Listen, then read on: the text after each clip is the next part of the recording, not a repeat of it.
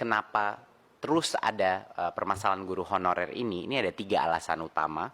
Yang pertama adalah guru itu adalah pekerja di dalam sekolah-sekolah kita yang bisa saja kapan saja pindah, bisa saja berhenti, pensiun, ataupun meninggal sewaktu-waktu. Jadi ini tidak bisa, sekolah-sekolah itu tidak bisa mengganti karena harus menunggu rekrutmen guru ASN secara terpusat. Jadi ini suatu hal yang sangat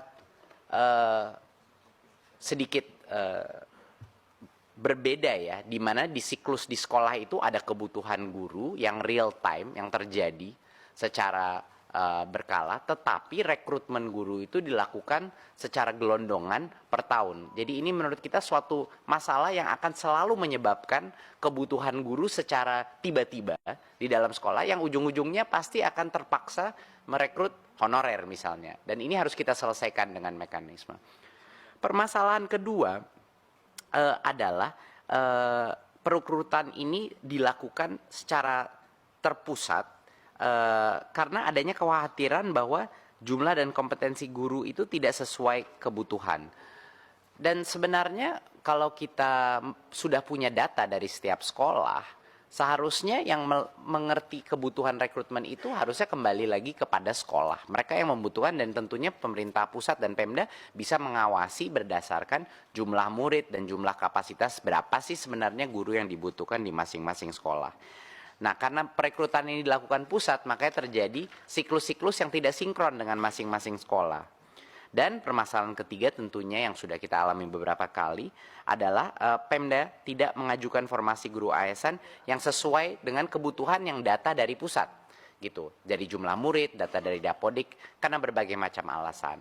Jadi ketiga permasalahan ini mendorong pemerintah pusat untuk mencari solusi. Dan alhamdulillah setelah kira-kira 6 bulan diskusi bolak-balik di antara 4 kementerian, Kemendikbudristek, Kemenq, Kemdagri, dan Kemenpan-RB, kami akhirnya sudah merucut kepada suatu solusi. Harapannya ini menjadi solusi permanen yang akan diimplementasi di tahun 2024. Ada 3 pilar daripada solusi permanen ini.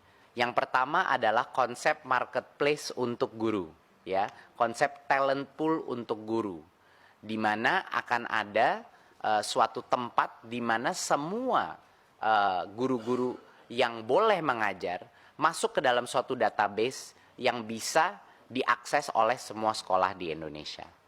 Pilar kedua adalah pola perekrutan yang tadinya itu dilakukan secara centralized di pusat, yang sekarang akan diubah menjadi real time. Perekrutan itu dilakukan langsung oleh sekolah, jadi mereka bisa melakukannya kapan aja.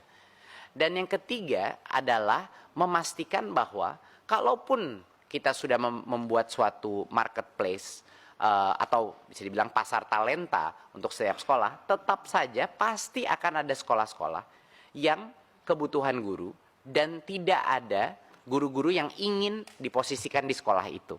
Jadi itu adalah masalah ketiga kita, dan solusi kita adalah merubah sistem insentif untuk memastikan bahwa sekolah-sekolah di mana tidak ada minat untuk mengajar itu benar-benar terisi. Jadi ini 3 pilar solusi kita Bapak Ibu. Sekarang kita masuk kepada pilar yang pertama dulu, mengenai marketplace untuk guru ini. Marketplace untuk guru adalah suatu database yang nanti akan didukung secara teknologi, di mana semua sekolah ini bisa nanti mengakses siapa sih saja yang bisa menjadi guru dan siapa yang saya mau undang untuk menjadi guru di sekolah saya. Siapa aja yang akan masuk ke dalam marketplace ini? Yang pertama adalah guru-guru honorer yang sudah lulus seleksi. Ya, mereka yang mengikuti seleksi untuk menjadi calon guru ASN. Nah, seleksi ini pas mereka sudah lulus, itu pasti grade, mereka akan masuk ke dalam database ini. Yang kedua yang akan masuk marketplace ini, talenta pool talenta ini, adalah lulusan PPG Prajabatan. Ini guru-guru baru yang sudah lulus PPG, dan mereka akan juga masuk ke dalam marketplace terintegrasi ini, ya. Dan juga semua guru honorer yang lulus seleksi dan lulusan PPG Prajabatan ini bisa mendaftarkan diri dalam marketplace, dan kita tahu bahwa karena kriterianya sudah ketat, semua guru atau calon guru yang masuk ke dalam marketplace ini sudah berhak untuk mengajar ya di sekolah-sekolah kita. Nah, jadi calon guru ini lebih fleksibel untuk mendaftar dan memilih lokasi mengajar tanpa harus menunggu lagi proses perekrutan secara terpusat. Ya, jadi in real time, benar-benar kita mengikuti kebutuhan masing-masing sekolah di daerah. Berikut, sekarang kita bahas proses perekrutannya sendiri yang akan berubah.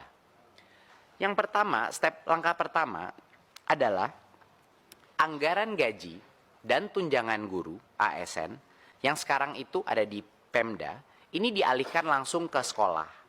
Jadi sama persis seperti anggaran dana BOS, kami akan mentransfer anggaran ini kepada sekolah langsung, rekening sekolah, dan itu hanya boleh digunakan untuk perekrutan guru yang ada di dalam talent pool tadi, yang ada di marketplace guru tadi. Jadi memang dikunci penggunaan dana itu hanya untuk yang memang benar-benar boleh menjadi guru. Dan yang kedua adalah sekolah sekarang bisa merekrut guru ASN kapan saja. Tidak perlu menunggu siklus perekrutan. Kapan saja mereka bisa merekrut, menawarkan posisi mereka asal itu mengikuti formasi yang saat ini ditentukan oleh, yang kedepannya tahun 2024 akan ditentukan oleh pemerintah pusat berdasarkan semua data dari Dapodik dan data source lainnya. Ya, tapi ini bersifat dinamis. Setiap tahun tergantung. Kalau jumlah siswa berubah, formasi akan berubah dan selainnya. Jadi ini perubahan yang cukup besar, seperti yang kami sudah bilang dalam beberapa raker sebelumnya.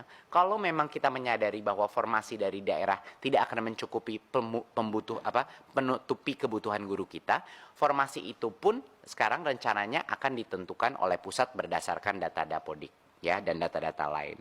Ya. Step ketiga adalah langsung setelah semua talenta pool itu sudah jadi dan sekolah bisa mengakses, anggaran sudah ditransfer ke sekolah, perekrutan itu dilakukan melalui platform teknologi ini. Jadi setiap sekolah, setiap kepala sekolah bisa memastikan untuk merekrut guru yang berkompetensi, dan ini dikunci sekali lagi. Ini yang penting. Kita kan mau mengatasi masalah honorer ini secara permanen, Bapak Ibu. Artinya dana yang ditransfer ke sekolah itu hanya boleh diberikan kepada calon-calon guru yang ada di dalam database tersebut. Di luar itu tidak boleh dilakukan transfer. Ya, di luar itu akan ada pelanggaran, sehingga dengan adanya sistem marketplace seperti ini tidak ada lagi opsi untuk menggunakan anggaran untuk bisa merekrut guru honorer lagi karena sudah ada marketplace terbuka. Ya, jadi kita tidak menciptakan masalah di masa depan, Bapak Ibu. Nah, dan kalau seorang calon guru tadi, misalnya guru yang lolos passing grade, ya, sudah direkrut oleh sekolah, confirm, maka otomatis dia akan diangkat sebagai ASN, otomatis menjadi P3K. Ya, jadi ini mekanisme yang sangat efisien gitu. Pada saat ada posisi terbuka, karena kan saat ini Bapak Ibu permasalahannya adalah banyak guru mengekspektasi kalau lolos passing grade artinya dia menjadi P3K. Itu kan tidak benar sebenarnya. Ini masalah komunikasi juga, bahwa sebenarnya lolos passing grade artinya dia punya kesempatan menjadi P3K kalau ada formasi yang akan menerima mereka gitu. Nah, ini adalah hal yang sekarang secara otomatis kalau sekolah itu akhirnya setuju, oke, ini saya mau calon guru ini dan calon gurunya menerima, ya, langsung secara otomatis status ASN-nya menjadi valid, dia menjadi P3K di sekolah tersebut. Dan pembayaran guru ASN menggunakan sistem pembelajaran sekolah. Seperti yang kita bilang tadi, dikunci. Hanya guru pada roster sekolah yang dibayar dengan sistem, tidak ada lagi guru honorer yang dibayar seadanya. Nah, jadi ini adalah sistem ini dan didukung dengan teknologi. Satu-satunya cara Bapak Ibu untuk menghentikan perekrutan guru honorer baru, tetapi memberikan kesempatan maksimal bagi semua sekolah untuk memenuhi kebutuhannya tanpa menunggu siklus perekrutan pusat. Jadi kami memberikan kemerdekaan dan otonomi kembali kepada sekolah untuk melakukan perekrutan ini. Berikut. Oke. Nah, sekarang adalah Bagaimana masalahnya di sekolah-sekolah yang sudah lama mencari guru, tapi tetap aja tidak ada. Tentunya marketplace tidak cukup.